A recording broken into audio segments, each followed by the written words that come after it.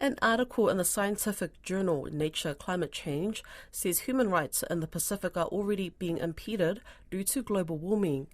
It comes as cultural practices are being lost in Vanuatu and sea level rise is threatening communities in Fiji.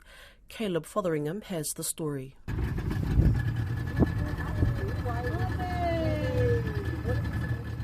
Sarua Island, a 5-minute boat ride from Fiji's mainland, sits just above sea level. It's home to about 150 people, forced with the prospect of moving as the ocean threatens to swallow the island.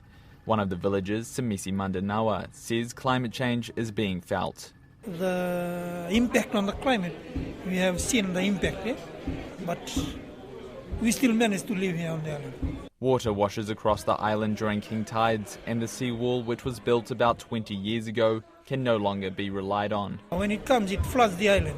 The water gets into the island. We have been experiencing some flooding in the island. We see the water going right into the island. Yeah, and we have seen some damages to the on the shoreline. Yeah, the soil get washed away. In 2014, Fiji became the first Pacific Island nation to relocate a community because of rising sea levels. Now Sarua needs to grapple with it, even though villagers are reluctant to leave.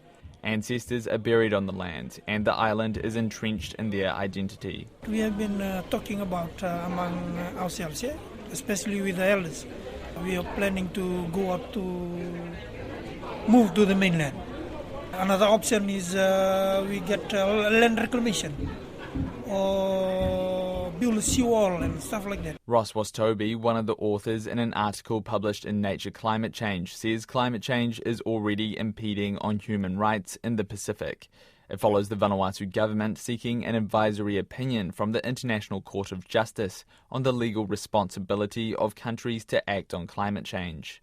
Vanuatu people are already experiencing loss and damage to their fundamental human rights. The most severe damage is essentially the rights to Vanuatu people to have a healthy environment. The article says cultural practices in Vanuatu are being lost, like traditions associated with the yam harvest because of variability in growth times. Ross Wastobi says the ICJ submission was made during a year of multiple climate change-induced disasters. In terms of Vanuatu, it's a pertinent time. It's been devastated by 3 cyclones in 8 months. It's considered one of the most natural hazardous prone regions in the world.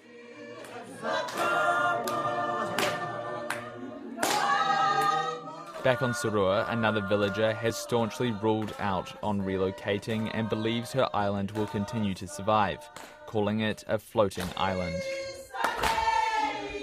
For me and my family, we can't leave this island. We love to stay in our island. Yeah? But in our heart, we know that nothing going to happen to our island. The advisory opinion from the world's top court on climate change and human rights will likely be formed early to mid next year.